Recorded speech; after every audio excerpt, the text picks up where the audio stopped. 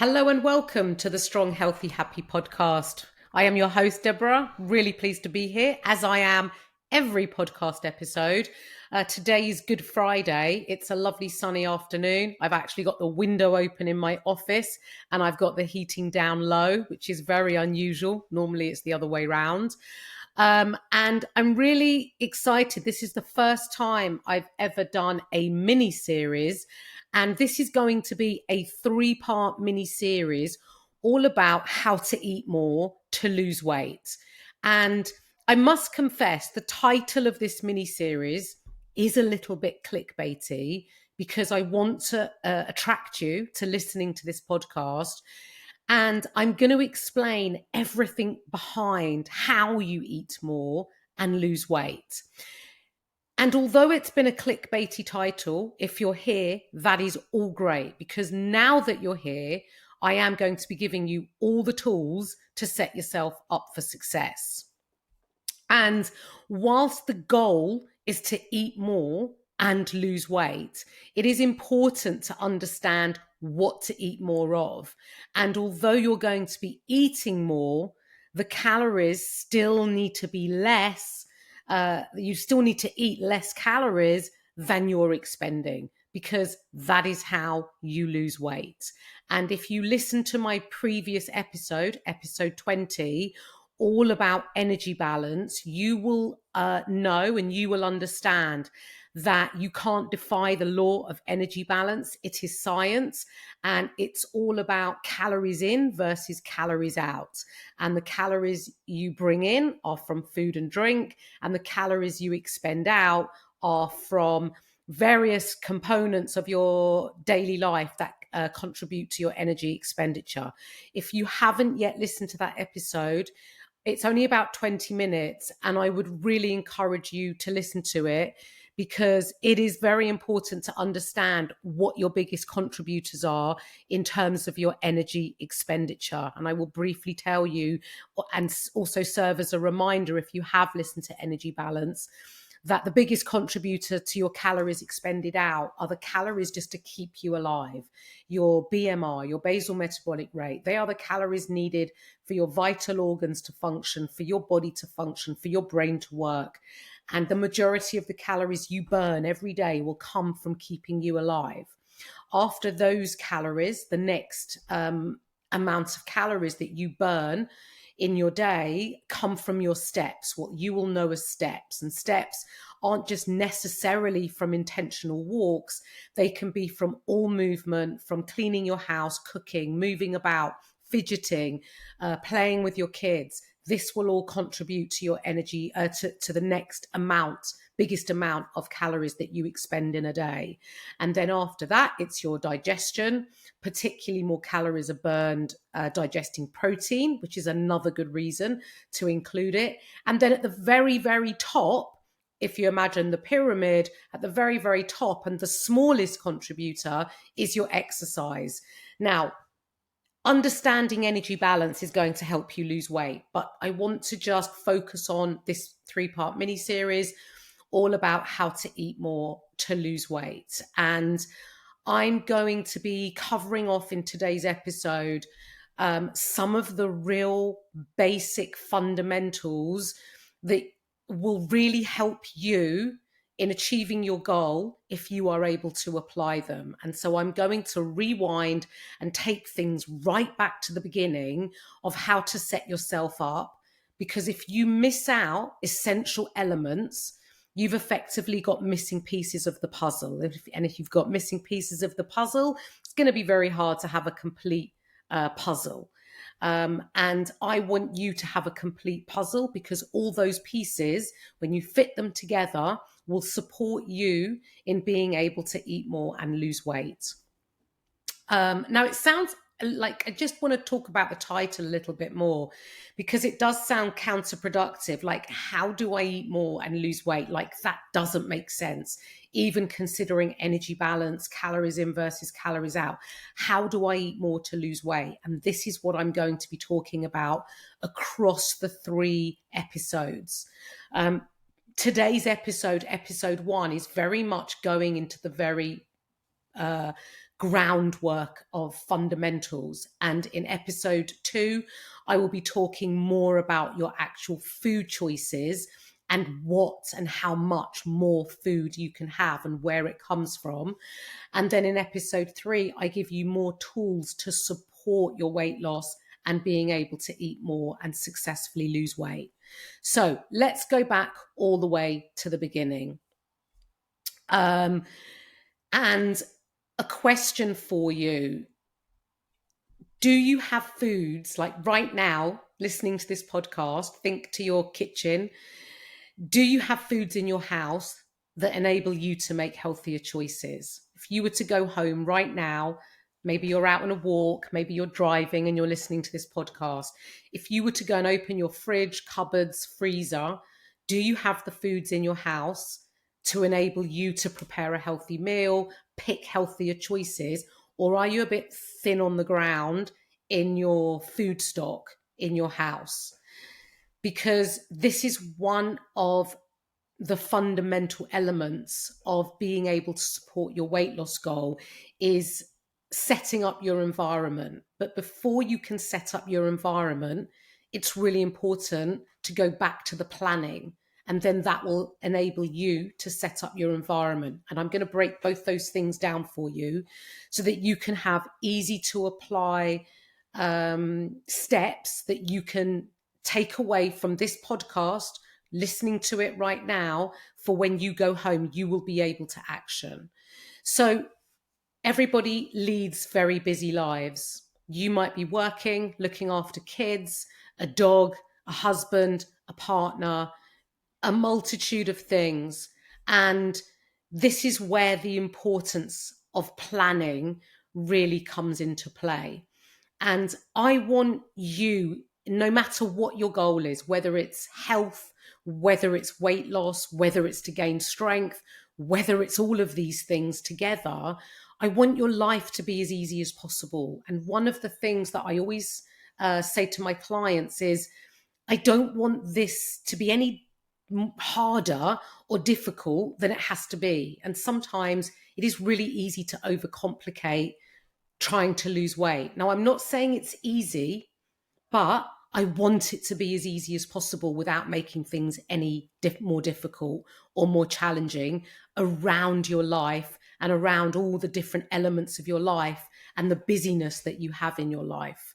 So planning is number one. Planning is the first thing we're going to talk about. And you might think, what is planning got to do with eating more? Well, it's got everything to do with eating more. Because if you answered my question, what have you got right now in your house to enable you to prepare a healthy meal or pick healthy choices? If you're thin on the ground and you don't have food in your house, you haven't been for a shop, you haven't arranged a delivery or a click and collect or whatever it is, it's going to be really hard if you get home from a long day, you're tired, you're hungry, and you've not made any dinner, and you open the fridge and there's nothing in there. It makes it harder for you to eat the food to support your goal. You know, you'll be dialing a takeaway or grabbing some snacks out the cupboard because they're quick and easy, as opposed to healthier and more supportive of the goal that you have. So planning is going to be key. And the things that you need to plan are time to shop, time to get those groceries in, making sure that you have, as the week goes on and the supplies run low, that you have planned and scheduled time to go in and to go into the shops and rebuy the food that you need to set up your environment. And I'm going to come on to setting up your environment in a minute. Now, the same way that you would use your diary, you maybe use a handwritten diary, a phone diary, maybe you have a calendar on the wall, whatever you use, you need to schedule time in your day or in the week. Some people prefer to look at the week ahead, and that's fine. You can enter as much as you can, that much in advance, and then you can refine it the evening before the following day, and you can start time blocking your time to go to the supermarket or to sit down and do that internet shop that you've been meaning to do but not had time. When you allocate yourself time, it will make it a lot more doable for you to be able to get that job done because you've set it up like an appointment, just like a meeting or a dentist appointment or whatever it might be in your diary. And you know that that's what you're going to do at that time of the day. And it will enable you to be able to get the foods in your house. You're going to schedule it into your diary. You can also plan your meals. You can sit down, you can think of what you're going to be cooking for the week, what staple meals. Now, it doesn't mean you have to prepare 7 different meals, but is there 2 or 3 meals of the week that you can plan ahead and get the ingredients in for, include them in your shop? Because being able to prepare the meals ahead is going to help you. And having the food in the house is going to enable you to make those recipes. There's nothing worse than starting to prepare a meal and you're missing the tinned tomatoes. And so the bolognese is gone out the window and you can't be bothered to go to the shops, or it's late, you're tired, etc. So make sure, I'm going to rewind, that you schedule time to go and shop and set up the food, stock up your cupboards and your environment with food. You're going to schedule the time into your diary. You're going to plan roughly 2 to 3 meals that you know you're going to cook ahead. And then under planning will also come making time to batch cook those 2 or 3 meals so that you have something prepared, especially if you're busy, which I know most of my clients are, and I'm pretty sure that you're going to be the same. And although planning and thinking and preparing takes time, it will save you time in the long term. So it takes time to plan, but it will save you time in the long term. And when you get in from a long day and there's your pre-batched cooked meal, you're going to be really thankful to your previous self for getting that done. So planning is going to be really key. Think about the staple meals. You don't have to be cooking anything too adventurous. They might be really simple meals. They may even be shop bought meals because you know you can't cook for however many nights of the week, but you've got other meals in. It really doesn't matter whether you've cooked them or not. I never expect my clients to all of a sudden become Delia Smith, or if you're younger and Delia Smith means nothing to you, Jamie Oliver, Gordon Ramsay. You don't have to be those kind of chefs in the kitchen. You can be very basic. You can buy in shop bought food if cooking's not your thing. You do not have to start cooking from scratch to be able to lose weight. So I really want to put that in, because often when people start a diet, they think they've got to turn into a chef and they're cooking everything from scratch, which is fine in the beginning, but a couple of weeks down the line, it starts to feel tedious and it starts to lose its appeal and it starts to become a chore. And when it becomes a chore, it's very hard to maintain it long term. And then it kind of goes out the window, and the expectation you set yourself of cooking all these delicious meals from scratch, it's almost become like, well, I can't do it, so I'm just not going to do it at all. So lower your expectation if you are placing high expectation on yourself. The meals that you can buy in the supermarkets that are ready-made these days are a much better quality than they may have been previously. So don't feel guilty, don't feel bad. You have to do what works for you and what makes it easier. And this brings me on really nicely to point number 2, which is setting up your environment. Now, what does that mean, setting up my environment? Because I always think that when I use the word environment, you're thinking of open spaces, parks and trees. But your environment is your home, in particular, your kitchen area where you're going to be storing food. Because if your environment is not set up, it's going to be hard to adhere to your diet, to adhere to eating healthy meals, if you don't have those foods that you need and that you want to eat in your house. So This is where it kind of relays back to the planning, scheduling the time to go out supermarket, plan your meals, couple of meals, 2, 3 meals for the week, making sure you've got in all plenty of other food options, and that you make time to make those meals, and that you've set up your environment. Now, your environment, like I said, is really important to support your weight loss goal, because if your environment doesn't support your weight loss goal, it is going to make it very easy for you not to do what you had intended to do. And it's not because you don't want to do it, it just all of a sudden becomes much more difficult. And you've set yourself some barriers to overcome, because you may not want to start going out to the shop at 7 o'clock in the evening when you've come in from a long day. So setting up your environment. Now, there are different elements to your environment. If you think of your kitchen, your food is generally stored in the fridge, the freezer, and your cupboards. What do those stores look like? How full is your fridge? Like right now, listening to this podcast, how full is your fridge? How full is your freezer? What types of things do you have in the freezer? If you've got some manky fish fingers from like 6 months ago that have all fallen out the box, that's not setting up your environment. What's in your cupboards? What's in your tins, jars, and packets? Have you got any foods that you could crack open right now to put towards making a meal? Because these are the areas that you need to set up in order to set your environment up. So in your fridge, you're going to have your fresh foods. You're going to have all the things that you like. Obviously, if you're wanting to lose body fat, wanting to lose weight, then I would recommend switching to reduced calorie options, because it's an easy way to reduce your calories. And that's the goal when you want to lose weight. So have you got, your reduced fat cheese, your semi or skimmed milk or milk alternatives? Have you got your yogurts and all the things that you would keep in the fridge, salads, fruits, and all the foods that you like to keep in the fridge, loads of vegetables? What have you got?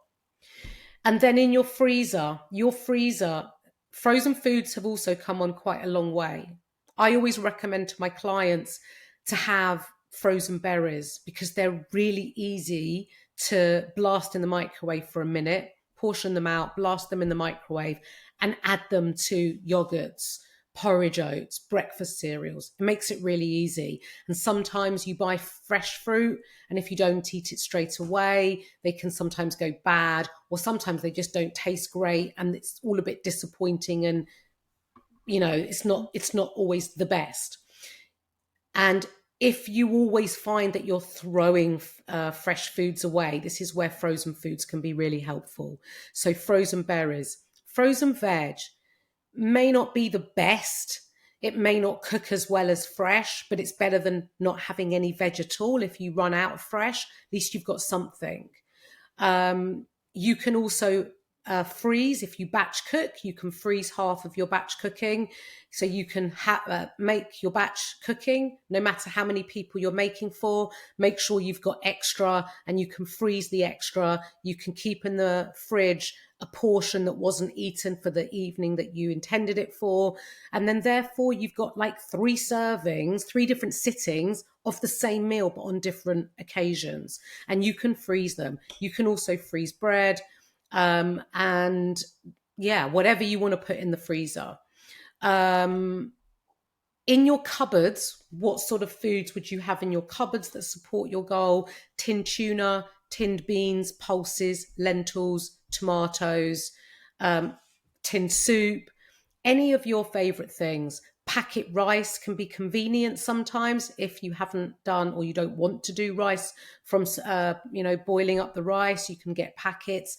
So think a little bit out of the box on how you can support your environment, how you can set up your environment so that you have food options in your house that are healthy, that are nutritious, and that will support your goal. That's the most important thing, is supporting your goal. Now, if you have kids, you may have foods in your house that are going to be quite tempting, right? But you've got kids, and kids eat these types of foods, and no food is off limits. And I never, ever tell my clients that they can't have something, because the minute you tell someone they can't have something, what do you think happens? It's all they think about and it's all they want.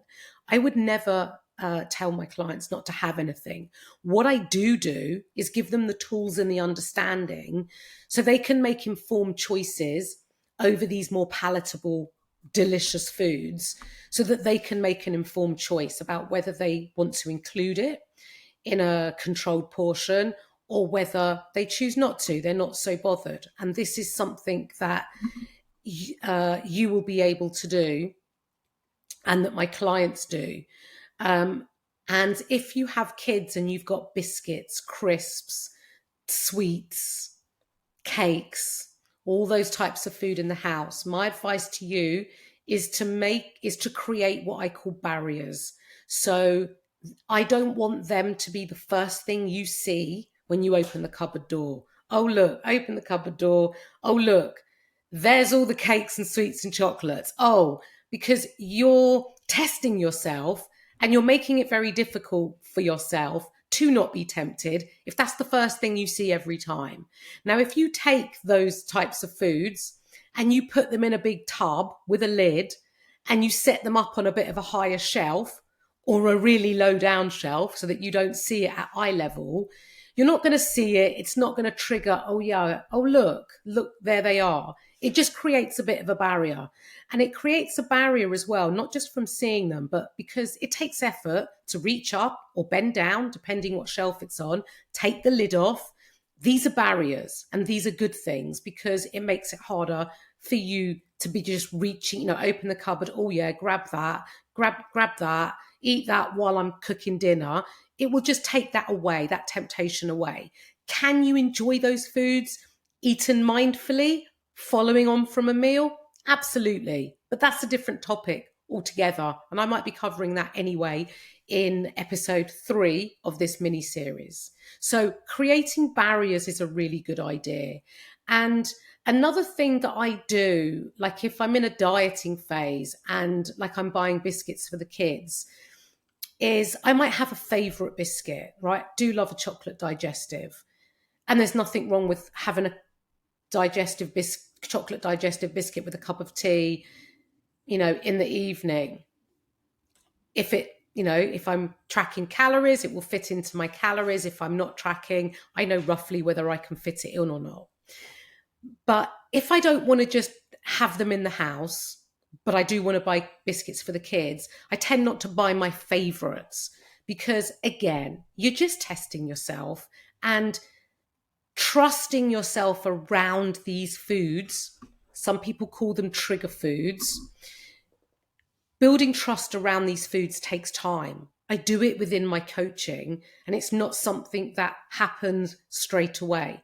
It takes time to build trust in yourself to learn moderation around these foods. And it makes it harder as well if you don't have the support to be able to implement the strategies and the techniques and have the tools to learn to find moderation around these foods. So create some barriers, or join my coaching and I will help you with it. But create barriers, because creating barriers makes it more difficult for you, and it enables you to build trust in yourself a bit more slowly. So having a lesser favorite biscuit, you're less likely to want it. So you're probably less likely to reach for it. It's just another barrier. So create barriers within your home. Think about the layout of your cupboards. Make it a bit more difficult to get those types of foods. I've already touched on, this is a really good one. Sorry. It kind of comes under the planning, but another thing, so you may see a lot on social media, hashtag meal prep. And I have talked about batch cooking some meals because it does make sense. And it means that you're not standing cooking every single night. It's just a case of heating up the cooked meal that you made or whatever you've chosen to have. But what is really useful is preparing what I call your regulars, So there are foods that you tend to eat probably every week, the same things. I know there are for me, and I'm going to give you my example. So I always buy a packet of chicken sausages, right? The Heck or Aldi alternative chicken sausages. I love them, right? And I eat a lot of them. I tend to have them at breakfast time in various ways and formats with eggs, scrambled, poached, etc. And they're also great for snacking on. I don't cook the two at a time every day. I cook the whole packet, put them in a jar, in a Tupperware tub or a glass jar with the lid. You know what I mean, the Pyrex dishy thing with the lid, and then I just store them in the fridge. I sometimes hard boil some eggs because they're good for snacks. Sometimes who wants to be washing up a saucepan every day from making a poached egg? So I sometimes just sort of soft boil my eggs and then put them in the microwave for like 10 seconds. And the other thing I might do is batch cook a whole mixed veg. So when you're eating vegetables, you always want to have colors, diversity, and a good range. And I might just parboil some vegetables so that during the week I can bulk up my meals with more veg and I don't have to keep cooking from scratch. I've got them made. They're all prepared. They're not soggy. They're not mushy. They're there. And they're also not rotting in the fridge because I forgot about them. And a week later, I have to throw them away. So batch cooking is a really good idea for your regulars. And there may be other regulars. I have clients who make overnight oats. I have clients who make baked oats or mini quiches or something like that. And then they're cooked, they're done, they're ready. It's like they're staples. So think about what your staples are, and you can also cook them.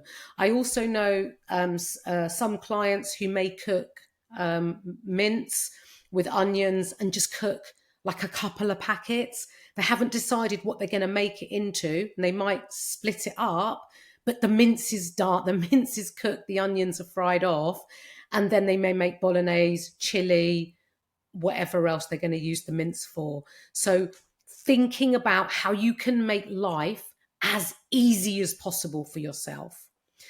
So let's just recap.